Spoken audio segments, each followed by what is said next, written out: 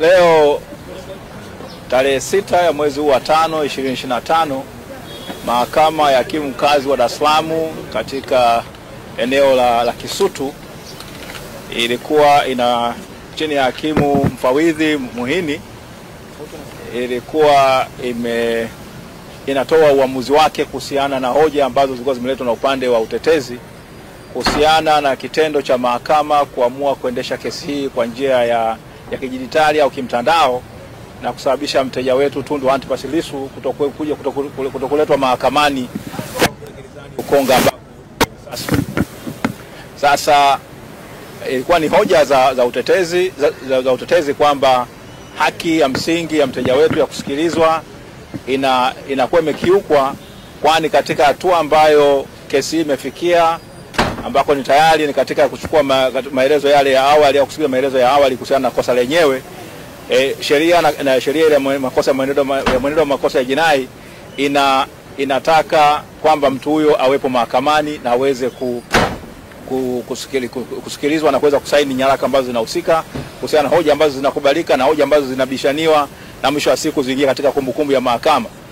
Sasa upande wa mashtaka walikuwa wamesema kwamba kile ambacho kilifanywa ni sahihi kabisa na mahakama, kwamba kesi inaweza kusikilizwa hata mshtakiwa ikiwa ndani, na kwa maana hiyo basi mshtakiwa huyu mahakama haijakosea kwa kuamuru kwamba kesi hii isikilizwe kimtandao mnamo ile tarehe 24 ya mwezi wa 4 mwaka 2025.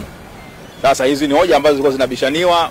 Upande wa utetezi ulikuwa umeainisha vipengele vingi sana: haki ya mteja kusikilizwa, kuonana na mawakili wake, haki ya ndugu na jamaa na marafiki na umma kuweza kushiriki katika hiyo kesi, na vile vile matendo ambayo maafisa wa magereza walikuwa wamezuia mawakili wasiweze kumuona mshtakiwa kule katika gereza la Ukonga. Katika uamuzi wake hivi leo, hakimu Muhini amesema kwamba kile ambacho kilifanywa na mahakama cha kuamuru kwamba kesi hii isikilizwe kwa njia ya mtandao kilikuwa ni sahihi, kwamba kanuni zile ambazo zimetengenezwa na jaji mkuu zinaruhusu na kwamba zilikuwa zikiuki kitu chochote kile. Lakini akaendelea kusema kwamba mahakama hii haina mamlaka ya kuweza kuamrisha afisa magereza namna gani ya kuweza kukaa na huyo mshtakiwa kule magerezani. Basi akasema kwamba hiyo ni swala ambalo alikuwa mbele yake. Lakini akaja akatoa amri, akaja akasema kwamba kwa kutokana na kuzingatia ibara ya 13 ibara ndogo ya 6A ya Katiba ya Jamhuri ya Muungano wa Tanzania na mazingira ambapo mteja amekuwa au mshtakiwa amekuwa akikataa kushiriki katika kesi hii kwa njia ya kimtandao, na kutokana kwamba kuna nyaraka mbalimbali ambazo zitakiwa kusaini mwisho wa siku kesi inapokuwa imesikilizwa, basi misingi ya haki na misingi ya kusikilizwa kwa kesi kwa misingi ya haki inadai kwamba mshtakiwa Tundu Antipas Lissu aletwe mahakamani Kisutu na aweze kusikilizwa, kesi yake isikilizwe mbele ya pande zote, kwamba upande wa utetezi, upande wa mashtaka na vile vile mahakama iwepo, umma uwepo uweze kuhudhuria kesi hiyo.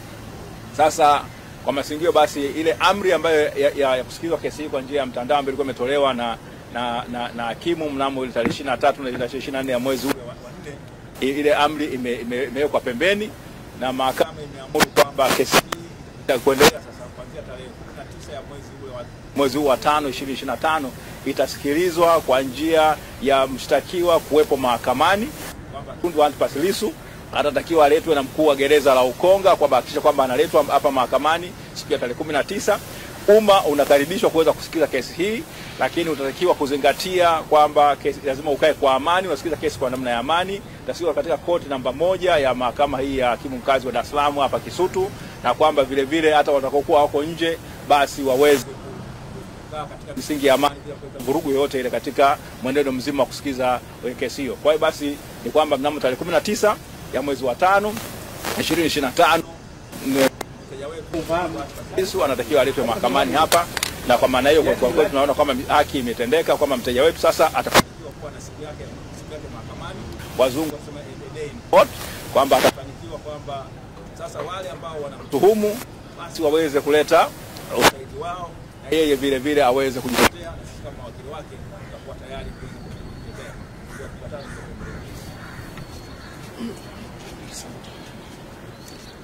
Ndugu waandishi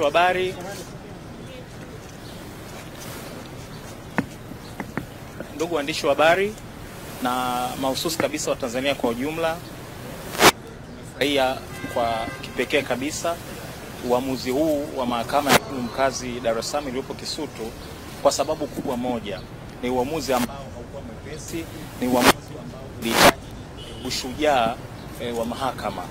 Katika hoja kuialika mahakama iwe kubwa, yani invite the court to be greater, na kwamba mahakama imetusikiliza na tunaamini imejijengea heshima ya kipekee sana siku hii ya leo. Heshima hii ni kama akiba ambayo naamini itatumika kwa muda mrefu sana. Kwa hiyo kwa kipekee kabisa tuishukuru mahakama kwa ujasiri, tumshukuru Mheshimiwa Muhini na tumuombee aendelee kuwa na ujasiri huo, kwa sababu kesi hii kama tulivyosema inafuatiliwa na watu wote wa ndani na nje ya Tanzania. Kwa hiyo heshima hiyo hajajengea Tanzania tu, hata nje ya Tanzania, kwa sababu wote mmeona kulikuwa kuna toka Mheshimiwa Lissu afikishwa mahakamani, kumekuwa na international observers kutoka taasisi mbalimbali, East African Law Society, mabalozi. Kwa wale wote wanabeba reflection ya kwamba basi angalau mahakama zetu zinaweza kuwa na ujasiri. Kwa hiyo kwa hilo tunashukuru sana, lakini pia tuendelee kutoa wito kwa wale ambao tumewakemea hivi karibuni, tumesema wana tabia ya kuongea kwa barabarani, basi waendelee kujionya, kwa sababu hiyo inaweza kuleta madhara katika mwenendo wa kesi. Wajionye sana, wameshamfikisha huyu mtu kupitia kwa wahusika wa kisheria mahakamani, basi waache mahakama ifanye kazi yao, halafu majibu yatakayotolewa sasa ndio wanaweza kwenda kuyazungumzia huko barabarani. Lakini pia tuna report kwamba tulitoa ahadi kwamba tutapigania haki ya umma ya kusikiliza kesi, kwa sababu ingeset a very bad precedent kwa Kiingereza, yani ingetoa misingi mibaya sana kwenda mbeleni, manake ndio ungekuwa sasa ni mtindo. Kwa tuliahidi kwamba tutapigania haki ya wananchi kushiriki kwa mujibu wa sheria ambacho sasa hizi ni maarufu kabisa, kifungu cha 180 kidogo cha kwanza cha sheria ya makosa ya jinai sura 20 ya 2022, kifungu ambacho kinatoa haki ya wananchi au umma kushiriki katika mashauri ya jinai. Kwa tunafurahi kwamba tumetimiza ahadi yetu kwa jumla wetu kama jopo. Kwa hiyo nafikiri at least katika aspect hiyo hatuna deni.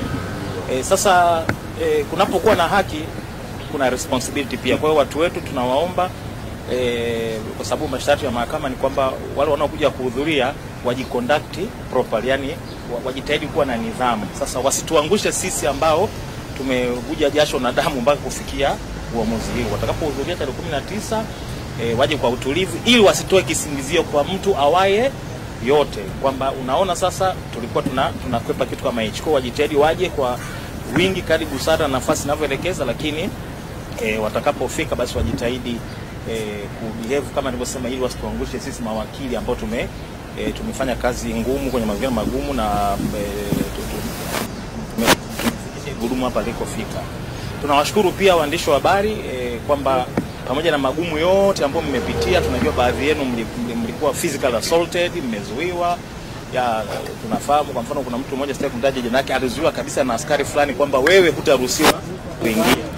May take up that matter huko kazini kwake, wamewasiliana na taasisi ambazo zilimzuia, lakini tunawashukuru kwamba mmekuwa steadfast na kwamba kesi hatari ya kuendeshwa katika namna, tuseme tafsiri yetu ilikuwa ni ya kificho, lakini nyinyi mmetusaidia sana kudisseminate mwenendo huko nje na mpaka kila mtu akafahamu. Kwa hiyo mchango wenu ni wa muhimu sana. Lakini pia tunawapa pole kwa yale yote. Basi zaidi hayo natakia kazi njema na Mungu akituongoza kutana tarehe 19 mwezi wa 5. Ni hayo tu.